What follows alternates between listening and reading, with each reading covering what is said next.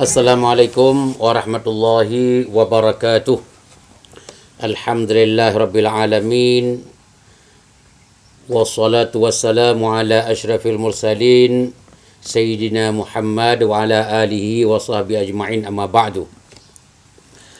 Bapak-bapak dan ibu-ibu pengajian Masjid Al-Hidayah yang dirahmati Allah Subhanahu wa taala.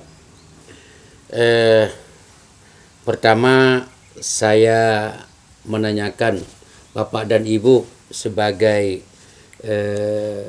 jamaah ikuti jamaah kajian Masjid Al-Hidayah, apakah semuanya pada sehat walafiat?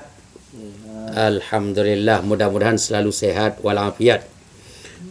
Saya mengusulkan dalam kondisi seperti ini, mari jaga kesehatan dengan selalu memakai masker kemana saja pergi, dan usahakan pergi itu adalah dalam kondisi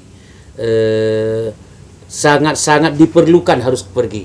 Kalau tidak, mending di rumah untuk menyelamatkan diri kita dan keluarga kita, sekalian menyelamatkan orang-orang lain yang kita tidak tahu virus itu datang dari siapa, untuk siapa, dan saat tanggal berapa dan hari apa orang itu akan kena dengan virus. Mudah-mudahan kita selalu sehat walafiat. Kemudian kita lanjutkan kajian kita yang yang lalu, yaitu masih dengan khutbah Jumat. Khutbah Jumat itu yang sekarang kita pelajari, inna lil khutbataini arkanan. Khutbah itu memiliki rukun-rukun yang tertentu. Yang pertama, hamdallah ta'ala, ya, atau hamidallahu ta'ala bi ayyi salatin kan. Memuji Allah, rukun yang pertama, memuji Allah Subhanahu wa ta'ala dengan lafaz apa saja yang menunjuki kepada memuji Allah. Silakan menggunakan lafaz apa saja yang menunjuki lafaz itu untuk memuji Allah, seperti alhamdulillah, hamdalillah, ahmadullah wa nashkuru, dan sebagainya. Alhamdulillah hamdan katsiran thayyiba, dan sebagainya. Itu yang satu. Yang kedua, as-salatu ala nabi, rukun khutbah yang kedua, harus ada berselawat kepada Rasulullah bi ayyi sighatin minas selawat, dalam bentuk apa saja selawat itu. Terserah redaksinya dari kita, baik dari memuji Allah alhamdulillah atau selawat kepada Rasulullah, kita yang mengaturkan redaksi yang menunjukkan itu adalah puji Allah dan menunjukkan itu selawat kepada Rasulullah. Tapi dalam kaitan ijtihad ulama, bisyartin, ada suatu syarat, ayyudhkar ismuhu as-sarih, perlu disebutkan nama dalam selawat itu, nama yang kita selawat itu kepada siapa secara sarih, gamblang, yaitu seperti menyebutkan kalimat Nabi, menyebutkan kalimat Rasul, menyebutkan kalimat Muhammad, itu silakan. Yang penting kita sebutkan. Fala yakfi, tidak boleh kita tidak dianggap selawat kepada Rasulullah dengan menyebutkan dhamir. Umpamanya begini, wassalatu wassalamu ala nabi, boleh. Wassalatu wassalamu ala rasul, boleh. Wassalatu wassalamu ala Muhammad, boleh. Boleh enggak wassalatu wassalamu alaihi wa ala alihi wa sahbihi ajma'in? Tidak boleh, karena tidak disebutkan yang menunjukkan itu Nabi Muhammad sallallahu alaihi wasallam. Itu tidak boleh karena menyebutkan dhamir. Ya. Maka sering kita melihat khatib-khatib yang tidak kuat keilmuan tentang masalah ini, kadang-kadang telanjur juga mengucapkan selawat itu dengan hanya zamir tanpa menyebutkan sebelumnya Rasulullah SAW. Contoh salah satunya, alhamdulillahi rabbil alamin wal 'aqibatu lil muttaqin wala 'udwana illa 'ala zalimin wa 'ala alihi wa sahbihi ajma'in. Ini alihi siapa ini? Dan banyak sekali kalau orang-orang yang kurang mendapat pencerahan ilmu, kurang belajar agama tentang khususnya tentang rukun khutbah, itu adalah sebuah kesalahan yang fatal dan secara hukum khutbahnya tidak sah dan wajib diulang khutbah. Kemudian yang ketiga, rukun yang ketiga, al-wasiyah bittaqwa. Kita harus pakai wasiat. Lafaznya bi ayyu alfadhin wa asalib kanat. Masalah redaksi dan uslub terserah kepada kita. Yang penting ada wasiat menuju takwa kepada Allah. Di sini kalimat takwa tidak harus kalimat takwanya. Yang penting mengajak orang untuk takwa kepada Allah. Dengan tidak menyebut takwa enggak apa-apa. Contohnya, bapak-bapak dan ibu-ibu, mari kita tingkatkan iman kepada Allah Subhanahu wa taala dan kita melaksanakan perintah Allah. Itu sudah mengajak kepada orang bertakwa. Tidak harus takwa, kalimat takwa.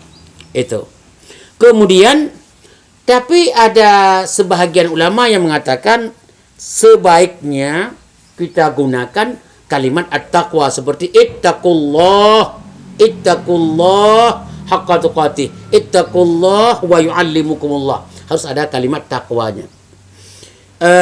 Kalau saya pribadi mengatakan tidak harus menyebut takwa, tapi mengajak orang untuk takwa dalam bentuk apapun. Kemudian yang keempat, ini dengan bahasa apa kita mengajak takwa ini, wasiat ini? Dengan bahasa Indonesia atau dengan bahasa Arab atau dengan bahasa masing-masing daerah? Jawabannya kita sudah bicarakan yang kemarin. Rukun khutbah itu pakai bahasa Arab. Tidak boleh bahasa selain bahasa Arab. Tetapi kalau nasihat yang kita lakukan dalam wasiat ini, kalau kita pakai bahasa Arab melulu kan tidak ada yang paham. Boleh kita pakai bahasa Indonesia atau bahasa daerah dengan catatan di sini pendapat mazhab Syafi'i tidak boleh ada diselangi dengan bahasa selain bahasa Arab melebihi dalam kutip 2 rakaat salat yang sederhana, yang tidak panjang salat itu. Jadi makanya kalau saya melihat kalau diselangi dengan Al-Quran sesekali, diselangi dengan hadis sesekali, diselangi dengan bahasa Arab sesekali, itu kayaknya masih masuk dalam wilayah boleh dan tidak mengganggu, tidak membatalkan mualat dalam rukun khutbah. Kemudian yang keempat, rukun yang keempat adalah qiraatu ayatin minal Quran fi ihdal khutbataini. Karena rukun khutbah 2, silakan membaca ayat Al-Quran, boleh di rukun khutbah yang pertama atau di rukun khutbah yang kedua, enggak apa-apa. Setelah rukun yang pertama kita baca ayat, rukun kedua tidak baca ayat, enggak apa-apa. Masih sama. Wa yustaratu an takuna al-ayah mufahamah wa wadihah al-ma'na. Tapi ayat yang kita baca itu bisa dipahami dan jelas maknanya. Tidak kita baca ayat yang tidak ada maknanya. Fala yakfi qiraah ayat minal huruf al-mutaqatta'ah awal surat. Tidak boleh kita baca ayat Al-Quran seperti singkatan-singkatan di awal surat dalam Al-Quran seperti Alif Lam Mim, Kaf Ha Ya Ain Shad, Ta Sin Mim, Nun, Yasin, Taha dan seterusnya. Itu tidak dianggap ayat untuk membuat khutbah itu sah. Tetap kita cari ayat-ayat yang jelas memiliki makna yang sempurna. Boleh dibaca di khutbah pertama, boleh dibaca di khutbah yang kedua. Tapi kalau dibaca keduanya akan lebih baik. Kemudian rukun yang kelima adalah ad-du'a lil mu'minina fil khutbah as-saniyah. Kita khusus di khutbah yang kedua berdoa kepada orang-orang yang beriman. Berdoa kepada orang yang beriman. Jadi doa yang kita baca apa? Doa yang disebutkan secara huruf itu doa. Kalau disebutkan secara huruf itu doa, itu boleh. Kalau huruf mengatakan itu bukan doa, tidak. Contoh yang doa. Kita pada akhir khutbah yang kedua kita baca Rabbana atina fid dunya hasanah wa fil akhirati hasanah wa qina adzabannar. Sudah selesai. Boleh, sudah selesai. Nah, kemudian kalau kita dalam musim coronavirus ini, kita baca doa tolak bala yang diajarkan oleh Nabi. Itu disebutkan doa, tapi dia bukan doa. Misalnya, setelah kita khutbah, kita mau baca doa. Bismillahilladzi la yadurru ma'asmihi syai'un fil ardi wala fis sama' wa huwas samiul alim. Itu kan bukan doa. Itu bukan doa. Tapi kalau uruf mengatakan itu doa, sudah sah. Tapi kalau uruf mengatakan itu bukan doa, uruf itu kebiasaan orang. Itu doa. Sudah sah. Kalau itu bukan doa, tidak sah. Ada yang nanya, Ustadz itu memang doa atau tidak? Jawabannya, saya ulang lagi. Ada orang yang mengatakan itu doa, ada orang yang mengatakan itu bukan doa. Bagi yang mengatakan bukan doa, tidak sah. Jadi doa dalam khutbah rukun yang kelima. Kalau yang mengatakan itu adalah doa, itu berarti sah. Ya. Di sini kita kembangkan sedikit doa lil mu'minin. Doa lil mu'minin. Di dalam mazhab Imam Syafi'i dan mazhab-mazhab yang lain ikut, dan kita dianjurkan dan disunnahkan di dalam khutbah untuk berdoa kepada pemerintah supaya pemerintah itu mendapat hidayah Allah Subhanahu wa taala. Ini dianjurkan supaya pemerintah kita mendapat hidayah, tidak banyak melakukan maksiat, tidak banyak melakukan hal-hal yang bertentangan dengan agama. Ini dalam kitab kita fikih, kepada khatib dianjurkan untuk berdoa kepada pemerintah supaya pemerintah mendapat hidayah, supaya pemerintah tidak terlalu mendiskreditkan agama Allah, supaya pemerintah menegakkan kebenaran, supaya pemerintah melakukan perintah Allah dan meninggalkan larangannya, supaya pemerintah sayang kepada masyarakat dan tidak mengucilkan kebenaran. Itu dianjurkan khususnya di dalam kitab fikih, dalam mazhab Imam Syafi'i menganjurkan seperti itu. Sayang beribu sayang, banyak khatib-khatib yang kadang-kadang melupa mendoa kepada pemerintah. Ini kita anjurkan kepada khatib mulai sekarang. Kalau orang bertanya kenapa pemerintah mulai tanda kutip agak sedikit begitu, jawabannya karena khatib pun jarang mendoakan kepada Allah untuk diberikan hidayah kepada pemerintah yang sedang memimpin sekarang atau di zaman kapan saja dia akan datang. Kemudian yang kedua, ini budaya yang mungkin menurut saya ini salah kaprah ya. Setelah kita baca khutbah rukun-rukun 4, setelah itu langsung kita bilang, Bapak-bapak jamaah Jumat yang berbahagia, sekarang mari kita baca doa. Tidak dianjurkan itu. Langsung saja berdoa. Tidak, mari sekarang kita berdoa kepada Allah. Ya, a'udzubillahi minasyaitonirrajim. Bismillahirrahmanirrahim. Alhamdulillah. Itu bukan begitu. Itu doa kepada orang mati, doa di tengah jalan, doa. Tapi kalau doa dalam khutbah tidak dimulai lagi dengan a'udzubillah, dimulai dengan bismillah, dimulai dengan alhamdulillah, dengan berselawat. Tidak perlu lagi, kan sudah. Rukun pertama alhamdulillah.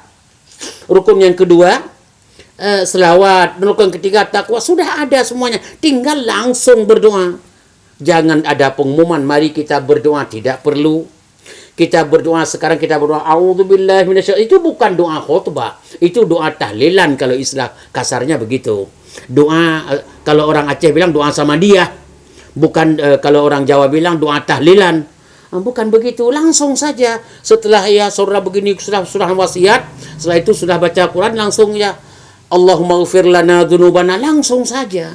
Tidak perlu diulang lagi. A'udzubillahi minasyaitonir rajim. Bismillah. Alhamdulillahirabbil hamda yuwafi ni'amahu yukafi'u mazida. Tidak perlu. Kalau ada khatib yang mengucapkan seperti itu, pertanda khatib itu kurang memahami hakikat khutbah itu sendiri. Maaf khatib-khatib. Ya. Saya tidak sebutkan di sini ya. Kalau Anda merasa tersinggung, baguslah. Ya. Bapak dan ibu-ibu sekalian, saya tanya dulu sebelum kita lanjutkan. Bapak-bapak dan ibu jamaah Masjid Al-Hidayah, jelas? Jelas. Alhamdulillah, sudah jelas. Ini kalimat pertanyaan jelas. Ini khusus di Masjid Al-Hidayah. Ya. Supaya mendapat hidayah oleh Allah kepada kita oleh Allah Subhanahu wa taala. Ya, kemudian yang kedua, salat tadi khutbah. Kewajiban yang kedua hari Jumat itu salat raka'ataini, harus 2 rakaat fi jama'atin, dalam berjamaah. Ini syaratnya. Salatnya Jumat adalah 2 rakaat dan berjamaah. Itu ingat.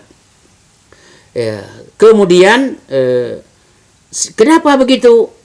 Dalam hadis riwayat Imam Nasai begitu disebutkan. Salatul Jumu'ah rak'atani. Salat Jumat itu 2 rakaat. Ya. Kemudian kenapa harus berjamaah? Dalam riwayat Abi Daud juga disebutkan al-Jumu'ah haqqun wajibun ala kulli muslim fi jama'ah. Kewajiban dilaksanakan oleh orang Islam Jumat itu dalam kondisi salatnya berjamaah. Pertanyaan, karena kita mungkin begini, dengar khutbah. Begitu dengar khutbah, begitu kamat, kita pun batal wudu. Kentutlah katakanlah. Kita pun keluar ngambil wudu. Yang namanya keluar kan dari saf ke saf. Sampai ke sana, ke kamar mandi. Tiba-tiba ya, kita berwudu dan sebagainya. Kita pipis dulu dan berwudu. Kemudian begitu kita bergabung dengan salat Jumat, seorang imam itu sudah 1 rakaat selesainya. Tinggal rakaat kedua baru kita bergabung. Sah enggak? Kan tidak 2 rakaat.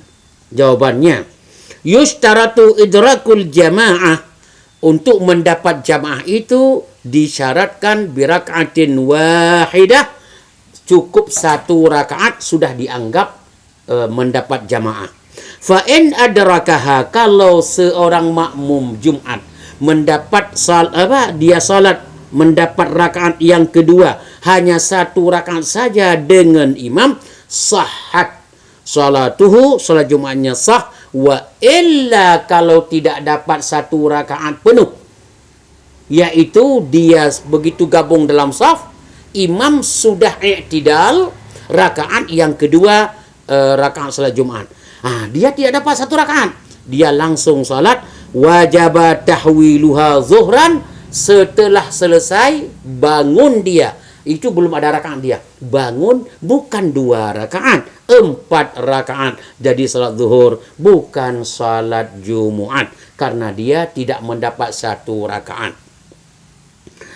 Wa yajibu an la yaqilla al-muqtadun.